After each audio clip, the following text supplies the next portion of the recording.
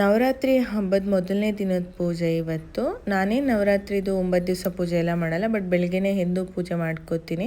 ದೇವ್ರ ಮನೆ ಎಲ್ಲ ಕ್ಲೀನ್ ಮಾಡಿ ಇವತ್ತು ಬೆಳಗ್ಗೆನೆ ಬೇಗ ಪೂಜೆ ಎಲ್ಲ ಮುಗಿಸಿದ್ದೆ. ಇನ್ನು ಬ್ರೇಕ್ಫಾಸ್ಟ್ಗೆ ಎಲ್ಲ ರೆಡಿ ಮಾಡಿಕೊಂಡು ಟಿಫನ್ ಮಾಡ್ತಾ ಇದ್ದೆ. ಜೊತೆಗೆ ಇವತ್ತು ಮಧ್ಯಾಹ್ನಕ್ಕೆ ಬಂದ್ಬಿಡ್ತಾರೆ ಮಕ್ಕಳು. ಇವತ್ತಿಂದ ಆಫ್ ಡೇ ಇದೆ ಅವ್ರಿಗೆ, ರೈಟಿಂಗ್ ಎಕ್ಸಾಮ್ ಸ್ಟಾರ್ಟ್ ಆಗಿದೆ. ಸೊ ಹಂಗಾಗಿ ಅವ್ರಿಗೂ ನನಗೂ ಆಗತ್ತೆ ಅಂತ ಹೇಳ್ಬಿಟ್ಟು ಹಿಂದಿನ ದಿವಸ ನೈಟನೇ ಮಿಲ್ಲೆಟ್ಸ್ ಮತ್ತೆ ಹೆಸರು ಬೇಳೆ ಸ್ವಲ್ಪ ಅವಲಕ್ಕಿನ ನೆನೆಸಿಟ್ಟಿದೆ, ದೋಸೆ ಮಾಡ್ಕೊಳ್ಳೋಣ ಮಧ್ಯಾಹ್ನಕ್ಕೆ ಅಂತ ಹೇಳ್ಬಿಟ್ಟು ಅದನ್ನು ಕೂಡ ಎಲ್ಲ ರುಬ್ಬಿ ಇಟ್ಬಿಟ್ಟು ಇನ್ನು ಸ್ವಲ್ಪ ಕಾಫಿನ ಮಾಡ್ಕೊತಾ ಇದ್ದೀನಿ. ಕಾಫಿ ಮಾಡ್ಕೊಂಡು ಕೊಟ್ಟು ಅಷ್ಟರಲ್ಲಿ ಬ್ರೇಕ್ಫಾಸ್ಟ್ ರೆಡಿ ಆಗಿತ್ತು. ನಾನು ಟೊಮೆಟೊ ಬಾತ್ ಮಾಡಿದ್ದು, ಸ್ವಲ್ಪ ಡಬಲ್ ಬೀನ್ಸ್ ಎಲ್ಲ ಹಾಕ್ಬಿಟ್ಟು ಮಾಡಿದ್ದೆ, ಚೆನ್ನಾಗಿತ್ತು ಟೊಮೆಟೊ ಬಾತು. ಇನ್ನು ಮಕ್ಕಳಿಗೆಲ್ಲ ಹಾಕೊಂಡು ಕೊಟ್ಬಿಟ್ಟು ಅವರಂತೂ ಫುಲ್ ಬೇಗ ಎದ್ದೋಳೋದ್ರಿಂದ ನಾನು ಬೇಗ ಎದ್ದೋಳೋದ್ರಿಂದ ಬೇಗ ಕೆಲಸ ಎಲ್ಲ ಆಗೋಗ್ಬಿಡತ್ತೆ. ಈಗ ಎಕ್ಸಾಮ್ ಇರೋದ್ರಿಂದ ಬೆಳಿಗ್ಗೆ ಬೇಗ ಎದ್ದು ಓದ್ಕೋತಾ ಇರ್ತಾರೆ. ಸೊ ನಾನು ಎದ್ದೊಳ್ಳೇಬೇಕು ಅವ್ರ ಟೈಮಿಂಗ್ಸಿಗೆ.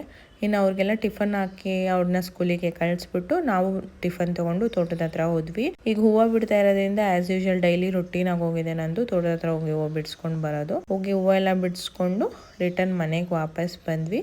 ಈಗ ಅಮೆಝಾನಲ್ಲಿ ಗ್ರೇಟ್ ಇಂಡಿಯನ್ ಫೆಸ್ಟಿವಲ್ ನಡೀತಾ ಇದೆ. ಅದರಲ್ಲೂ ಪ್ರೈಮ್ ಮೆಂಬರ್ಸ್ಗೆ 1 ಡೇ ಬಿಫೋರೇನೆ ಆಫರ್ಸ್ನ ಬಿಟ್ಟಿದ್ರು. ಸೊ ನಾನು ಸ್ವಲ್ಪ ಕುಕ್ಕರ್ಗಳನ್ನ ಬುಕ್ ಮಾಡ್ಕೊಂಡಿದ್ದೆ. ನನ್ನ ಹತ್ರ ಅಲ್ಯೂಮಿನಿಯಂ ಕುಕ್ಕರ್ಗಳೇ ಇರೋದು ಜಾಸ್ತಿ. ಸೊ ಅದನ್ನು ಒಂದೇ ಸ್ಟೇನ್ಲೆಸ್ ಸ್ಟೀಲ್ಗೆ ಶಿಫ್ಟ್ ಆಗ್ತಾ ಇದ್ದೀನಿ. ಅಲ್ಯೂಮಿನಿಯಂ ಒಳ್ಳೇದಲ್ಲ ಅಂತ ಸುಮಾರು ವಿಡಿಯೋಸ್ ಬರ್ತಾ ಇದೆ ಇವಾಗ. ಸೊ ಇದೆಲ್ಲ ತುಂಬ ಕಾಸ್ಟ್ಲಿ ಸ್ಟೇನ್ಲೆಸ್ ಸ್ಟೀಲ್ ಕುಕ್ಕರ್ಗಳು. ಏನು ಮಾಡೋದು, ಒಂದೊಂದೇ ಶಿಫ್ಟ್ ಮಾಡ್ಕೋತಾ ಇದ್ದೀನಿ.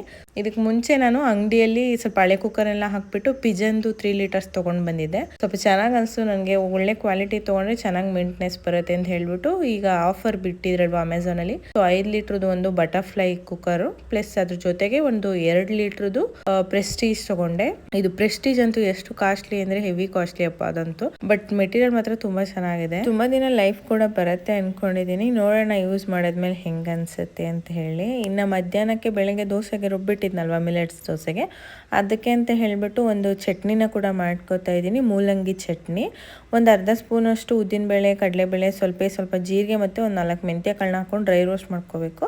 ಅದಾದ್ಮೇಲೆ ಮೂಲಂಗಿ, ಈರುಳ್ಳಿ ಮತ್ತು ಬೆಳ್ಳುಳ್ಳಿ ಸ್ವಲ್ಪ ನಾವು ಯಾವ ಕ್ವಾಂಟಿಟಿಲಿ ಮೂಲಂಗಿ ತೊಗೊತೀವೋ ಅದಷ್ಟು ಇಂಪಾರ್ಟೆಂಟ್ ಆಗುತ್ತೆ ಅಷ್ಟೇನೆ.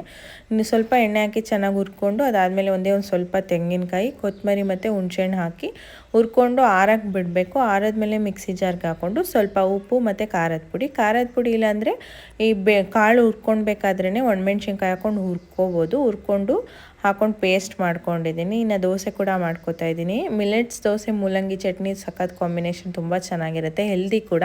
ಟ್ರೈ ಮಾಡಿ ನೋಡಿ ಒಂದ್ಸರಿ. ಇನ್ನು ನಾವು ಮಾಡ್ಕೊಂಡು ಊಟ ಎಲ್ಲ ಮುಗಿಸ್ಕೊಂಡ್ವಿ. ವಿಡಿಯೋ ಇಷ್ಟ ಆದರೆ ಲೈಕ್ ಮಾಡಿ. Thank you for watching. Follow for more recipes.